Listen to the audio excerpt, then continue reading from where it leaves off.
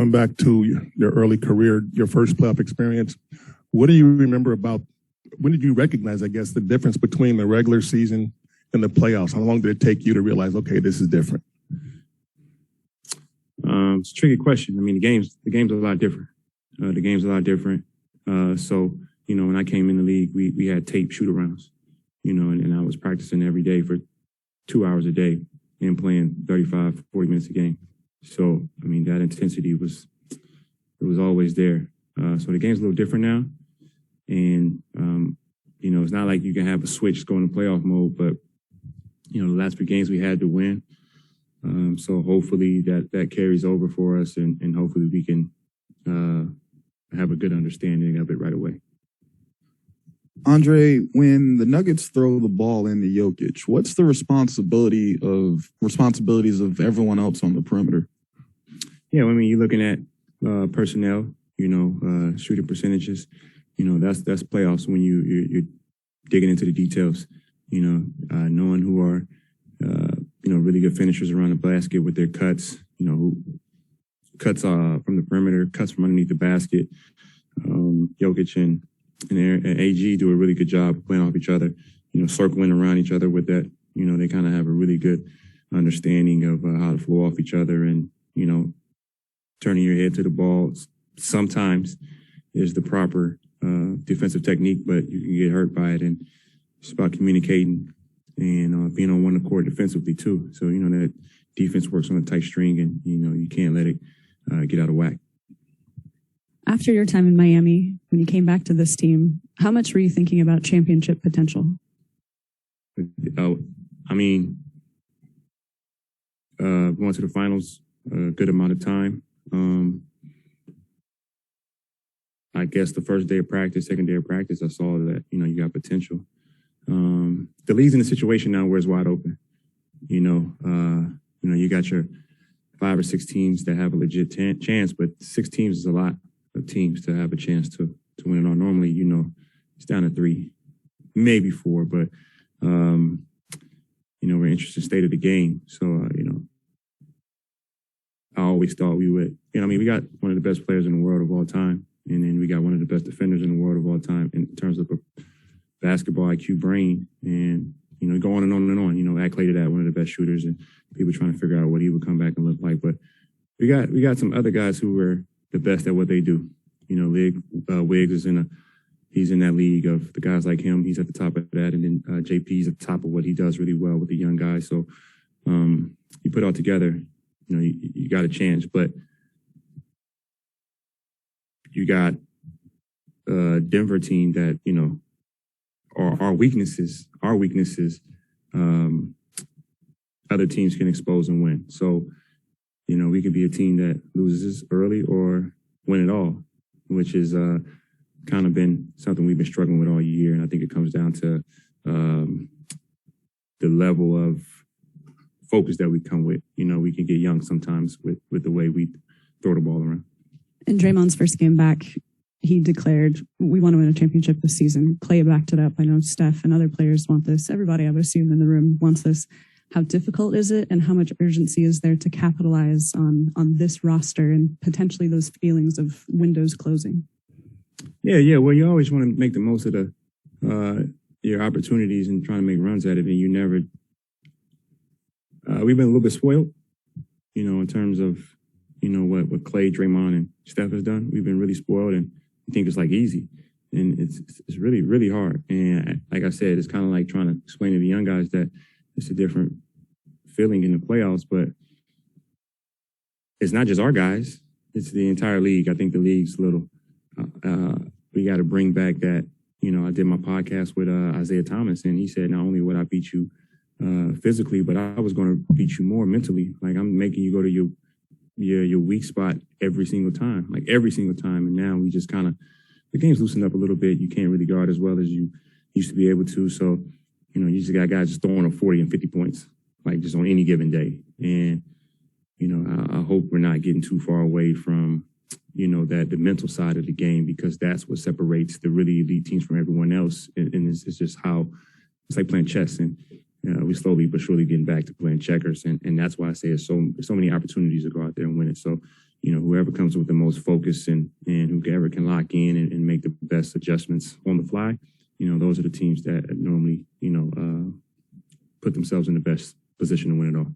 The way this roster is made up, you're contending for a title, but there's also this younger core group that is developing and growing. Just what have you thought about the emergence of Jonathan Kuminga, Jordan Poole, and even, the growth of Moses this year? Yeah, they've been great. They've been really good. It's not too often that you can do that, and hopefully that happens here. And, I'll leave it at that. The words have been misconstrued a few times. So JK is right next to me, and Moses is 2 seats from me, and both of those guys are like my little brothers. JK is right next to me, and he's the younger of the two in terms of Moses just has an older soul, but I've gotten a little bit more closer to JK because I've needed to, and the sky's the limit for him, and he's got to keep focusing on the little things and having a bigger picture and just trying to get him to understand, like, he's in this environment whereas, you can take it for granted when you're playing with Steph, Clay, and Draymond, nightly basis of how hard it really is. But I think he's had a really good year. He's had his ups, he's had his downs, and he's responded from it. And he just has to understand that the physical gifts he has, no one else has. And he just has to fine tune the little things around that, and he has the opportunity to be amazing. And Moses is going to be around for a long time. He has an older soul, understands he's always in early, he's always leaving late. Doesn't have the physical gifts as JK, but the way he shoots the ball, and he surprises you with his length. I think his reach might be longer than JK's. He'll be able to be around for a really long time with the way the game is played now. How did Steph look to you at practice today? It's interesting. He's on a starting group and I'm on a bum unit, so I was just focused on my guys, and I really wasn't paying too much attention. But he did come off the pick and roll. He split a little bit and he snatched it back. So things like that, when I see that, it's just like, he's closer. And I didn't get the chance to see enough to say he's all the way back or not. But, hopefully he'll be able to get out there with us. Now, you said earlier that you got closer to Jonathan because you had to. What do you mean by that? Yeah, well, like I said, like, he's younger in terms of, like, the energy he brings. And because both those guys are smart kids. Like, Moses is more, sit back, assess, and he doesn't say much. So you don't know if he's picking up things or not. And then when you have a conversation with him, he's like, he got it. JK will act like he doesn't know, but he really knows. So they're both, bright kids in their own right. But just JK is just, he was highly touted coming out of high school, playing in prep school, and then playing in the G League, had a little bit of money. He's a little bit more flashy. He's really into fashion. Those young kids do that stuff. So he's 19, and I was young at 19 too when I had vets, that kind of pulled me to the side. Not pulled me to the side, but took me under their wing and kind of molded me. So just trying to do the same things with him. Moses, I don't really have to, like, he's just quiet. Like, he doesn't care about the drip, whatever the young kids call it. And so, but Moses, on other things, I might have to tell him, work on the little nuances of the game because, you're not jumping over people, but you can work on this one. More so JK, he's right next to me, and I might have to, hit him upside the head every once in a while. So what you saying, vets don't have any drip? Or no, we do. It's just different. We speak louder without speaking loud, if you get what I mean. Mm-hmm. Andre, take me back to the 2013 series when you were with Denver and playing here. What do you remember about that? And if I remember correctly, the story was that you were so impressed by the Warriors in that series that was one of the big reasons why you wound up coming here. Is that true? No, I think it was more so, I think that was year like 10 for me. It was 9 or 10, after year 9. And I just wanted to enjoy playing basketball. And I just saw the way the guys played. They had fun playing the game. Like, you can tell they were really just enjoying playing basketball. And when you get thrown in the gauntlet, like, I've been playing basketball for a couple of years straight, year round. I played in the Olympics. I played in the World Championships. I was on the select team a few times. I was getting ready for the Olympics. So I've been playing basketball for like 8 years straight. And I was just getting exhausted and worn down from, the nonsense that comes with the game that you have to deal with. The things that Steve says you get paid for. You don't get paid to play basketball. You get paid a lot to deal with all the nonsense that comes with the game. So I wanted to play for a coach, and I felt like I would just really fall in love with the game again. And it wasn't anything to do with the coach for the Nuggets or any of the coaches I had before. Just it's the state I was in at the time. If I remember correctly, David Lee might have been the Warriors' best player that season, if not certainly the second best. And he gets hurt in the first game, which you guys win. Did you think at that point that series was going to be Denver's? Actually, George Karl, who was our coach at the time, he made this statement that he thought they were a more dangerous team without David Lee. And it seems to be he might have been right. So they ended up winning the series. So, I mean, we were down Gallo, who was considered our best player. He got hurt 3 games left in the regular season, and Timothy Mozgov broke his thumb or his finger in the last game of the season. So, Mozgov went off to sign a max contract, and Gallo's playing right now and doing his thing. So, you had 2 big key players being out for us. Obviously, one of the keys of the playoffs is you play teams in consecutive games. The rosters stay the same, but how much can you change what your approach is game to game to game? Well, I think that's what makes us, a little dangerous, that we can kind of match up to anything. We can go small, we can go big. Myself, Otto, Wiggs, Draymond, Loon. That's like a big lineup. And the small is, Steph, JP, Clay, Wiggs, So we got a lot of different options, GP. So we got a lot of different options, and we should be able to adjust on the fly. And, just all about us, trying to gel at the right time, which sounds easy, but, we haven't played a second together, full squad. So, we'll be gelling and adjusting within each series, and hopefully we can win along the way. You mentioned you've been playing basketball for a really long time. And I know when you signed your deal, like in August, you talked to the New York Times about how important it was to come back and, finish out your career with the Warriors. Has this season been maybe more meaningful or had more sentimental moments, than other seasons? That's a really good question. I don't think I allow myself to, really enjoy it, just being the way I am. Sometimes I get in my own way in terms of like just enjoying the game because I'm just so focused on, the state of where we're at and the state of where we should be. So I kind of get in my own way. So I really haven't been able to, take a step away and just like cherish certain moments. It's always like, what's next? But I guess that's just the way I'm wired. And I guess just the way, I gotta do a better job of that. But it's too late now. We're in the playoffs. So, I'll be done playing basketball sometime soon. And I don't know. Y'all might see me, y'all might not. It was a similar question. I might ask it in a different way because this is your 18th season and You're on the cusp of another playoffs. What does that mean to you in your career? Like I said, it's just like where we're supposed to be.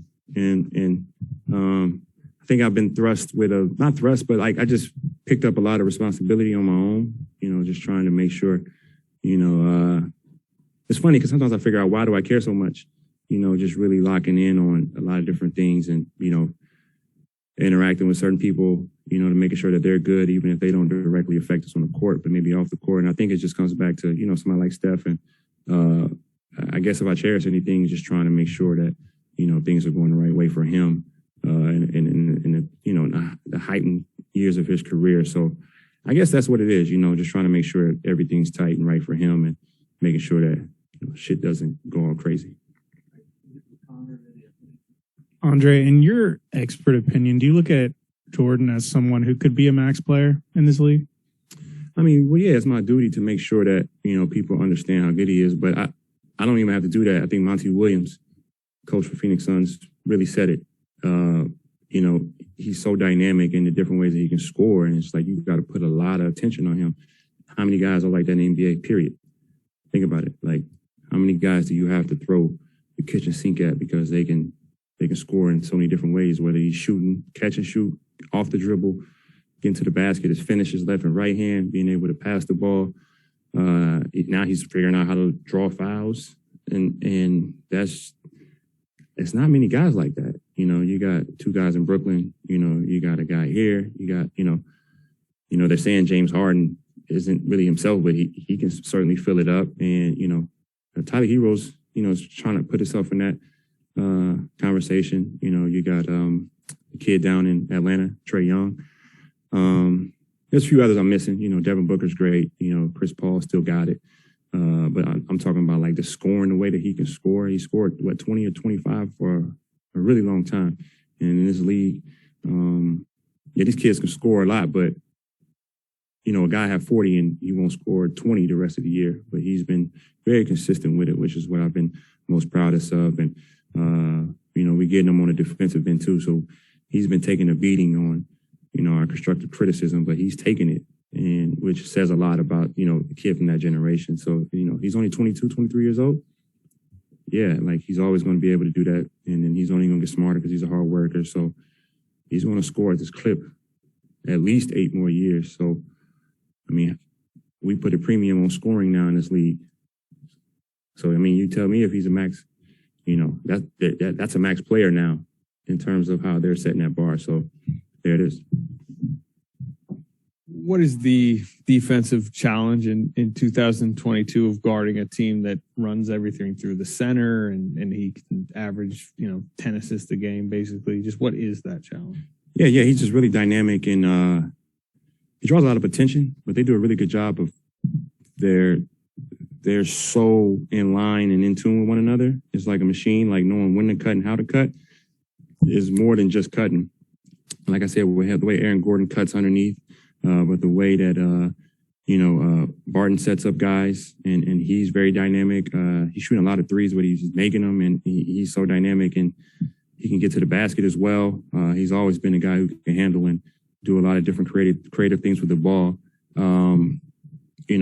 Austin Rivers is being able to defend and he's getting guys on back cuts. I'll tell you the guy that's probably raised his value the most is Monte Morris. He's come in and he's filled in for Murray and done a hell of a job at it. He beat us one game.